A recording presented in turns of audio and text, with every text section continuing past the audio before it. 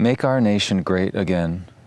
This is something we often hear, especially in the United States, make America great again. As if there was some time in the past when America or any other country was really, really wonderful. And if there's just something we can do, some politician we can elect, then we'll get into that state again. We'll be able to afford housing, we'll be able to have our kids grow up in a sane environment that we approve of. Our religious institutions will make sense to us again and have a proper place in society, all of this. So there's some problems with this. When we say make our nation great again, it's often that it was only great for a limited group of people. So it's easy to look back with rose-tinted glasses and think it was better for everybody, whereas for some people it has been improving over time. But the other thing is that I'd really like to talk about today is that the greatness of these nations, especially I'm thinking North America, I'm from Canada myself, the wealth of these nations is so much in the resources, as we call them, in nature, in forests and water and oil reserves and mineral reserves and so on, in open space and clean air. This is so much of the greatness of these lands, actually, and really of all lands. And of course, it's no news that we've been using up these resources at a rate that's, crazy. So why is it that the standard of life and everything in some ways is lower now? We don't have the same access to resources, is because we've used up most of the resources.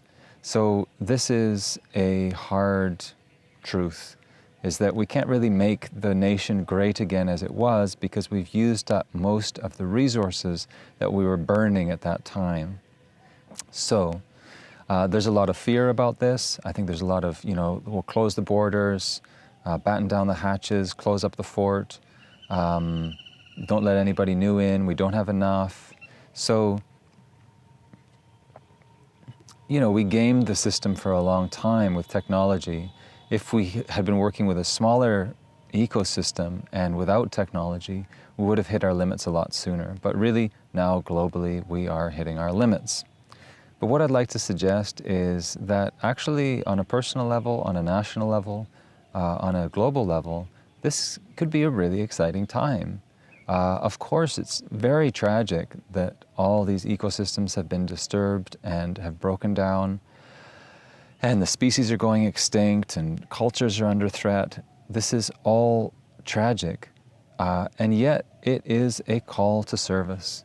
It is a great call to service all over the world, and so many people are stepping up, not waiting for governments.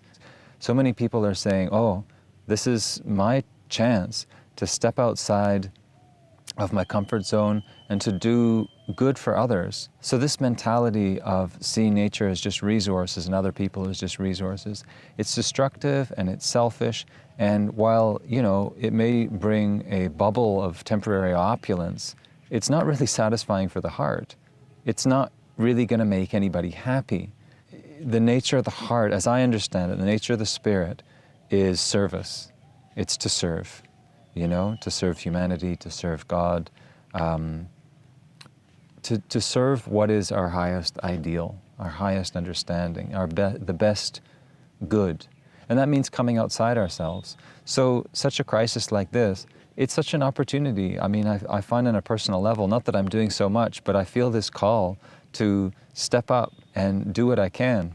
So yeah, in a time of great need, there's a call for great service. And that means coming out of ourselves. It means growing as individuals. It means connecting with each other, breaking down boundaries, trying to overcome fear of each other and of death, ultimately, of destruction, and trying to act in a way that is according to what we most want to give to the world, what we think is the best gift we have. And this crisis can really bring that out and shift from being consumers or being considered consumers. Like, what an identity. I am a consumer? Is that all I am? No, yes, I have my needs, but I also want to give. So it's a chance to really shift out of this mentality that got us there, because I really do think that it all comes down to mentality. It all comes down to that subtle mental programming, psychological bent, spiritual dis-ease that has caused us to be trying to exploit so much and be separate and fearful and all that in the first place. So I really do feel like this is a call to step outside ourselves and step up. And in that sense, I think it's a God-given opportunity. Okay, thanks for listening.